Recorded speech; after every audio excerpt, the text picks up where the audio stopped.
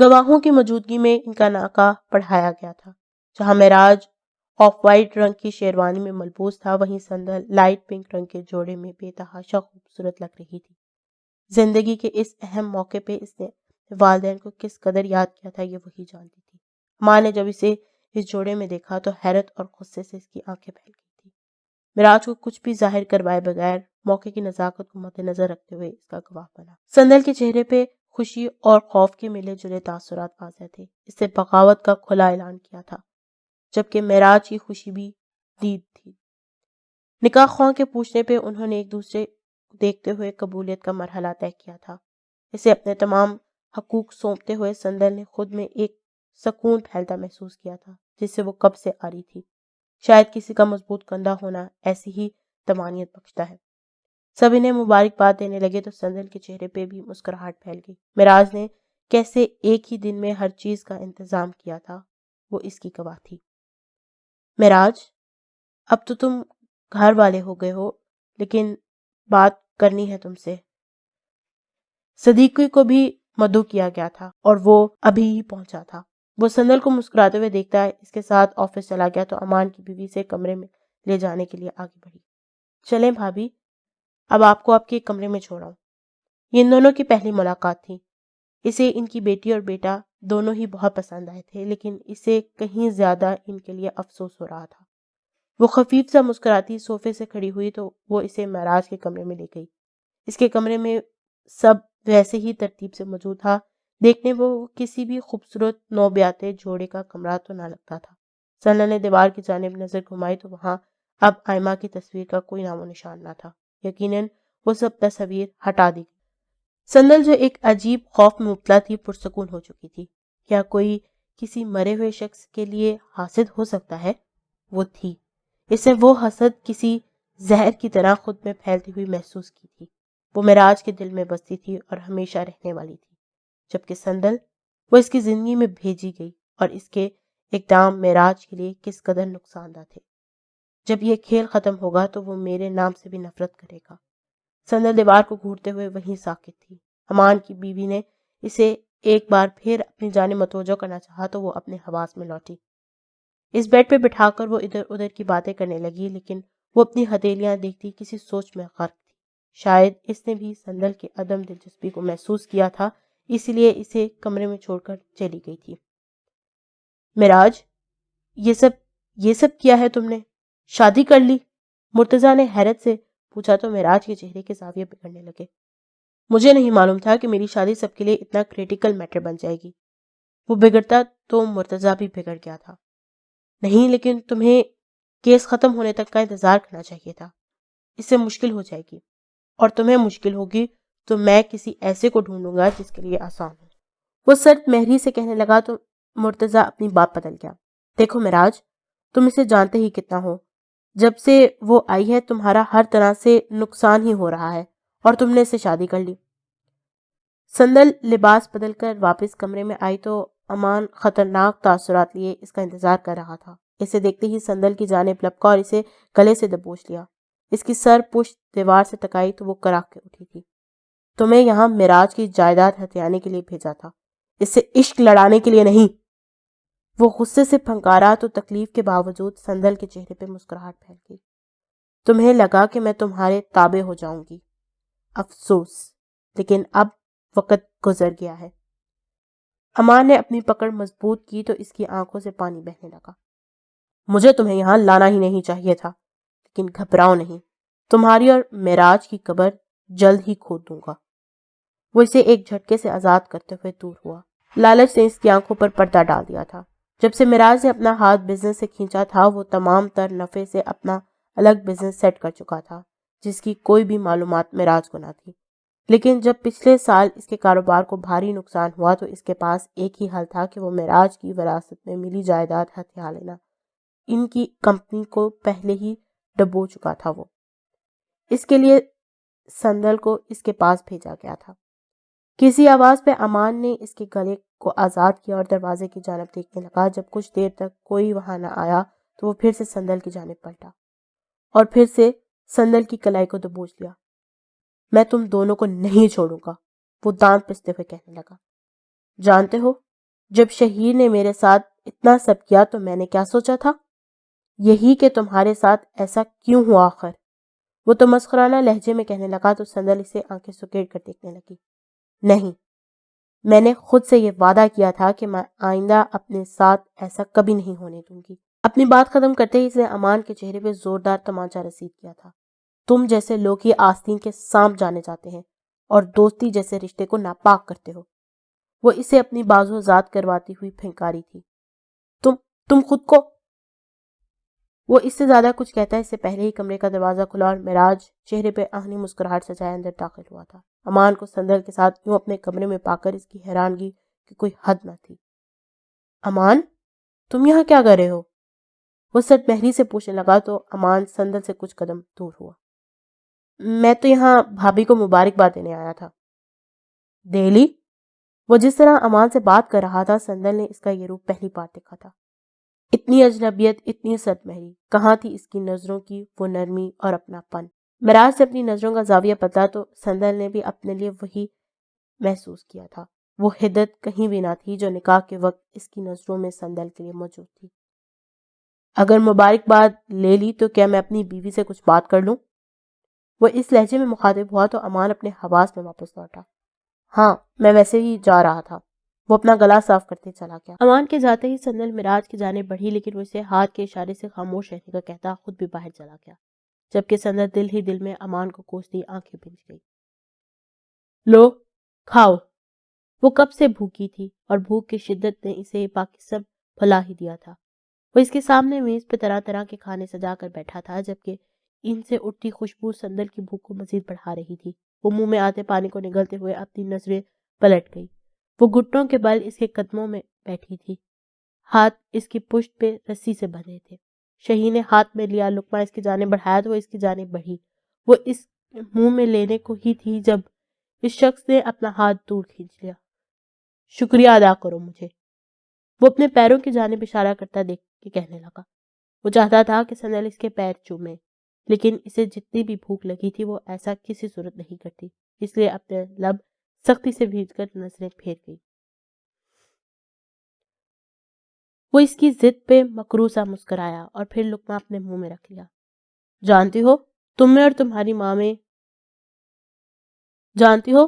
تم اور تمہاری ماں دونوں ہی بہت ضدی ہو، لیکن تم دونوں میں ایک بہت بڑا فرق ہے۔ حدیل کے ذکر پر سندل اس کی جانب متوجہ ہوئی۔ یہ تب سے تیسری بار تھا جب اس نے سندل کے والدین کا ذکر کیا تھا، لیکن وہ ابھی بھی نہ کچھ سمجھ پائی تھی اور نہ کچھ جان پائی تھی۔ شہید اس کی نظروں میں چھایا سوال دیکھ کر خود ہی اس کا جواب دینے لگا۔ حدیل کو کوئی توڑ نہیں پایا، نہ میں اور نہ تبریز۔ وہ اس کی تھوڑی کو انگوٹھے کی اور شہادت کی انگلی سے تھامتے کہنے لگا۔ لیکن تم میری پالتو ہو، تمہیں میں توڑ کر پھر سے بناؤں گا اور یہی ان کی سزا ہوگی۔ وہ اس کی آنکھوں میں جھانکتا ہوا کہنے لگا جس میں روشنی پہلے کی نسبت بجھ چکی تھی اور یہی اعلان تھا شہید کی فتح کا۔ وہ اس کے چہرے کو آزاد کرتا پھر سے کھانے کی جانب متوجہ ہوا اور اس سے انصاف کرنے لگا جبکہ سندل اسے ایک کے بعد ایک لقمہ لیتے دیکھ رہی تھی۔ شہید اگلا لقمہ لینے لگا جب سندل ایک دم اس کی جانب بڑھی اور اسے اپنے منہ میں بھر لیا۔ یہ اس کی انا کی ہار تھی اور اس پہ شہید نے مسکرانہ مسکرا دیا۔ وہ اسے نگل پاتی اس سے پہلے ہی شہید نے اس کی زبان کو پکڑ کر باہر کی جانب کھینچا اور اسے اس کے منہ سے وہ لقمہ باہر نکال دیا اور اس نے اپنا اس پر پاؤں رکھ دیا۔ سندل دھندلاتی آنکھوں سے اس کے پاؤں کی جانب دیکھنے لگی۔ ابھی وہ سنبھل بھی نہ پائی تھی جب شہید کا ہاتھ لہراتا ہوا اس کے چہرے پر نشان چھوڑ گیا۔ وہ اپنے کندھے کی جانب گری اور زور سے چلا اٹھی تو شہید اس کے سامنے زانو بل بیٹھ گیا۔ وہ اب اپنا پھٹا ہوا ہونٹ دانتوں تلے دبائے بے آواز رو رہی تھی۔ شہید نے اسے بالوں سے پکڑ کر کھینچا تو وہ بلبلا اٹھی۔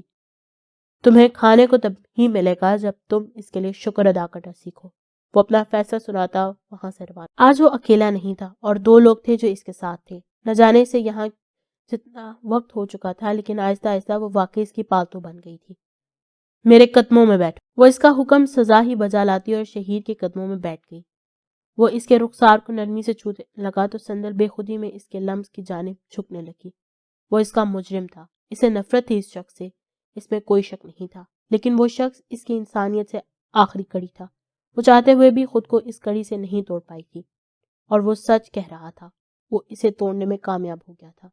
اپنے مالک کا شکریہ ادا نہیں کرو گی؟ وہ تو مسکراتا ہوا اس خالی آنکھوں میں دیکھتے ہوئے کہنے لگا جس میں زندگی کا کوئی نشان نہیں تھا۔ دیکھو میرے جوتے کتنے گندے ہو چکے ہیں، اسے اپنی زبان سے صاف کرو۔ اندھیرے میں کھڑے دو شخص وہ سب دیکھ رہے تھے جب سندل جھکی اور اس کے جوتے صاف کرنے لگی۔ کیا تم نے دیکھا میری پالتو کو؟ وہ ان دو پراسرار شخصیات کو کہنے لگا۔ وہ دونوں اندھیرے سے روشنی میں آئے۔ ان میں سے ایک شخص قدرے چھوٹا تھا اور دوسرا کافی اچھی شخصیت رکھتا تھا۔ خوبصورت چہروں کے پیچھے چھپے شیطان کو وہ اچھے طریقے سے سمجھ چکی تھی۔ امان اس کے قریب آ کر چہرے کو تھامتے ہوئے کہنے لگا۔ وہ اسے خالی نظروں سے دیکھتی رہی۔ ہم نے اس گاڑی کا پتہ کر لیا ہے، لیکن وہ جس شخص کی تھی وہ پاکستان رہتا ہی نہیں ہے۔ پولیس اپنی پوری کوشش کر رہی ہے، لیکن لگتا ہے کہ آپ کی بیٹی کا ملنا مشکل ہے۔ وہ پولیس اسٹیشن کے باہر کھڑے انسپکٹر کی بات سن رہے تھے۔ اصل میں مجھے یہ کیس کے بارے میں آپ سے کچھ بات کرنی ہے۔ تبریز کے مخاطب کرنے پہ وہ اس کی جانب متوجہ ہوا۔ جی کہیے۔ مجھے یہ کیس بند کروانا ہے۔ اس کی بات پہ جہاں حدیل کو جھٹکا لگا تھا وہیں انسپکٹر بھی اسے حیرانی سے دیکھنے لگا۔ وہ شخص پچھلے مہینے سے اسے تلاش کر رہا تھا اور اب اچانک کیس ختم کروانا چاہتا تھا۔ دیکھیں پولیس اپنا کام کر رہی ہے، لیکن مجھے اب اس کی ضرورت نہیں۔ مجھے نہیں لگتا کہ اب وہ زندہ ہوگی۔ میں یہ کیس ختم کروانا چاہتا ہوں۔ وہ لاپرواہی سے کندھے اچکا کے کہنے لگا۔ حدیل تو جیسے صدمے میں چلی گئی تھی۔ ابھی میں جا رہا ہوں، جو بھی پیپر سائن کرنے ہوں گے میں بعد میں کر دوں گا۔ وہ انسپکٹر کی بات سنے بغیر حدیل کا ہاتھ تھامے گاڑی کی جانب کھینچنے لگا۔ وہ بے یقینی سے شمس کا چہرہ دیکھتی اس کے ساتھ چلتی رہی، پھر جیسے ہوش میں آئی تھی۔ شمس کا ہاتھ جھٹک کر وہ اس سے کچھ قدم دور ہوئی تو وہ بھی اس سے سد مہری سے دیکھنے لگا۔ یہ تم نے کیا کہا ہے ابھی؟ ہم کیس واپس لے رہے ہیں؟ اسے ابھی بھی اپنی سما پہ یقین نہیں آ رہا تھا۔ تبریز ایسا بھی کر سکتا ہے؟ میں مزید اب سندل کو نہیں ڈھونڈ سکتا۔ اگر وہ ابھی تک نہیں ملی تو یقیناً مر چکی ہوگی۔ تبریز تم اتنے پتھر دل کیسے ہو سکتے ہو؟ اس کی طبیعت بگڑنے لگی تھی۔ حقیقت یہی ہے حدیل، بہتر ہے ہم اسے قبول کر لیں۔ ویسے بھی اسے گود لینے کی خواہش تمہاری تھی اور وہ میرا خون نہیں ہے جو میں اسے ساری زندگی تلاش کرتا رہوں۔ یہ فیصلہ اس کا اپنا تھا تو اب ہم اس کے ساتھ یہ خمیازہ کیوں بھوگتے؟ وہ سختی سے کہتا حدیل کی جانب بڑھا اور اس کا ہاتھ تھام لیا۔ چھوڑو مجھے تبریز، نفرت ہونے لگی ہے مجھے تم سے۔ اس کے جملے نے شمس کے دل پہ چوٹ کی تھی۔ ایک لمحے کے لیے حدیل کو اس کا رنگ فک ہوتا محسوس ہوا، لیکن اگلے ہی لمحے وہ اسی سد مہری سے مخاطب ہوا۔ گاڑی میں بیٹھو۔ نہیں جانا مجھے تمہارے ساتھ۔ اس کی پکڑ میں مچلنے لگی تو شمس کی پکڑ میں سختی آ گئی۔ بیٹھو گاڑی میں۔ وہ اسے زبردستی گاڑی میں دھکیتا خود ڈرائیونگ سیٹ کو سنبھال کر بیٹھ گیا تھا۔ شمس بالکنی میں کھڑا اندھیرے میں کسی چیز کا متلاشی تھا جب موبائل کی بیل نے اسے اپنی جانب متوجہ کیا۔ حالیان کا نام سکرین پر چمک رہا تھا۔ وہ گلاس ڈور سے اندر حدیل کو دیکھتے کہنے لگا جو بہت مشکل سے اب جا کر سوئی تھی۔ پچھلے چند دنوں سے اس کی بلڈ پریشر کافی ہائی رہنے لگا تھا، جس سے پریگنینسی میں کافی مشکلات آنے لگی تھی۔ کیا معلوم ہوا؟ مجھے لگتا ہے ہم صحیح راستے پہ ہیں، لیکن اسے خول سے نکالنے کے لیے اتنا کافی نہیں۔ جانتا ہوں، لیکن وہ اپنی بل سے نکلے گا۔ تم کیسے کہہ سکتے ہو کہ وہ شہید ہی ہے؟ یہ بھی تو ہو سکتا ہے کہ تمہاری غلط فہمی ہو اور اب وہ یہاں ہو ہی نہ۔ نہیں آلیان، اسے ہمیں تڑپتے دیکھنا ہے۔ وہ نکلے گا اپنی بل سے، ضرور نکلے گا، کیونکہ اسے مجھے تڑپانا ہے اور یہ حسرت اسے اسی بل سے باہر نکالے گی۔ اس کے جسم میں ایسی کوئی جگہ نہ تھی جہاں تکلیف نہ ہو رہی ہو۔ ان تینوں نے اسے تشدد اور اپنی حوث کا نشانہ بنایا تھا۔ وہ ان لمحات کو اپنے ذہن سے نقش ہونے سے روکنے کی کتنی ہی کوشش کر لیتی، لیکن وہ ہر بار اتنا ہی چلاتی تھی، اتنی ہی سرزنش کرتی تھی۔ لیکن آج کچھ الگ تھا۔ نہ تو شہین نے اس پہ ہاتھ اٹھایا اور نہ ہی اس کی نسوانیت کو چوٹ پہنچائی تھی۔ جانتی ہو، مجھے لگتا ہے کہ تمہارے والدین کو تم سے محبت تھی ہی نہیں۔ وہ سخت اور ٹھنڈے فرش پہ اپنے ہی خون میں لدی ہو کر کراہ رہی تھی جب شہیر سامنے دیوار کو گھونٹا پرسکون سا بولا۔ میں نے تمہیں زندہ رکھا، تمہارا خیال رکھا، تمہاری اچھی تربیت کرا ہوں، پر نہیں، شمس کو اس سب کی یا تمہاری قدر نہیں۔ انہیں لگتا ہے تم مر گئی ہو اور وہ کیس بھی واپس لے چکا ہے۔ اب کی بار سندل نے اپنی نظروں کا زاویہ بدلا۔ اس کی بات پہ اسے تکلیف ہوئی تھی۔ کیا واقعی وہ ان کی زندگی میں اتنی ہی اہمیت رکھتی تھی؟ شہیر آہستہ آہستہ چلتا اس کے قریب آیا۔ وہ اس سے دور ہونا چاہتی تھی لیکن ناکام نہیں۔ اس نے اپنے جوتے کی ایڑی اس کے چہرے پہ رکھی اور اسے دبانے لگا تو وہ کراہنے لگی۔ تمہیں اب یہاں رکھنے کا فائدہ نہیں۔ میرے خیال سے جو تم نہیں کر پائی وہ شیش کر لے گا۔ وہ مسکراتے ہوئے ایک آنکھ دبا کر کہنے لگا تو سندل کے پھٹے ہوئے لبوں سے سسکی بھرنے لگی۔ تم ابھی تک تیار نہیں ہوئی؟ وہ کف فولڈ کرتا اپنی خوبصورت کانچ سے چمکتی گرے آنکھوں سے حدیل کو دیکھتی استفسار کرنے لگا۔ وہ اس دن سے تبریز سے قطع کلامی اختیار کر چکی تھی اور اب تو اس میں مزید شدت آ گئی تھی۔ دیکھو حدیل، سندل کے ساتھ جو کچھ ہوا وہ ہمارا قصور نہیں، لیکن ہمارے اس بچے کے ساتھ اگر کچھ ہوا تو اس کی ذمہ داری تمہارے پر ہوگی۔ وہ اس کی جانب اشارہ کرتے کہنے لگا تو حدیل غصے سے پھٹ پڑی۔ تمہاری بیٹی اغوا ہوئی ہے اور تمہیں آؤٹنگ کرنی ہے؟ اور قصور کی بات مت کرو تبریز، تمہارا قصور ہے، تم نے اسے زندہ چھوڑا اور اب سندل کا کیس بھی ودرا کر لیا۔ وہ چیختے ہوئے اس کے سامنے آ کھڑی ہوئی تو تبریز نے اس کا جبڑا سختی سے پکڑ لیا۔ تمہیں جتنا کہا ہے اتنا کرو، وہ اس کے ملگجے حلیے کو دیکھتے ہوئے کہنے لگا۔ 10 منٹ میں تیار ہو کر نیچے آؤ ورنہ ایسے ہی لے کے جاؤں گا۔ مجھے اس تبریز کو آزاد کرنے پہ مجبور مت کرو جسے سالوں پہلے میں قید کر چکا ہوں۔ وہ اسے شعلہ باز نظروں سے دیکھتے آزاد کرتے ہوئے کمرے سے باہر چلا گیا، جبکہ حدیل اپنے آنسو خشک کرنے لگی۔ وہ بہت سکون سے کھانے کے ساتھ انصاف کرنے میں مصروف تھا، جبکہ حدیل اس کے چہرے دیکھنے میں۔ بہرا ان کے پاس آیا اور ان کی شاندار شام کا 3rd کورس لگانے لگا۔ حدیل نے ابھی تک کچھ نہیں چھوا تھا، حلق سے پانی تک تر نہیں کیا تھا۔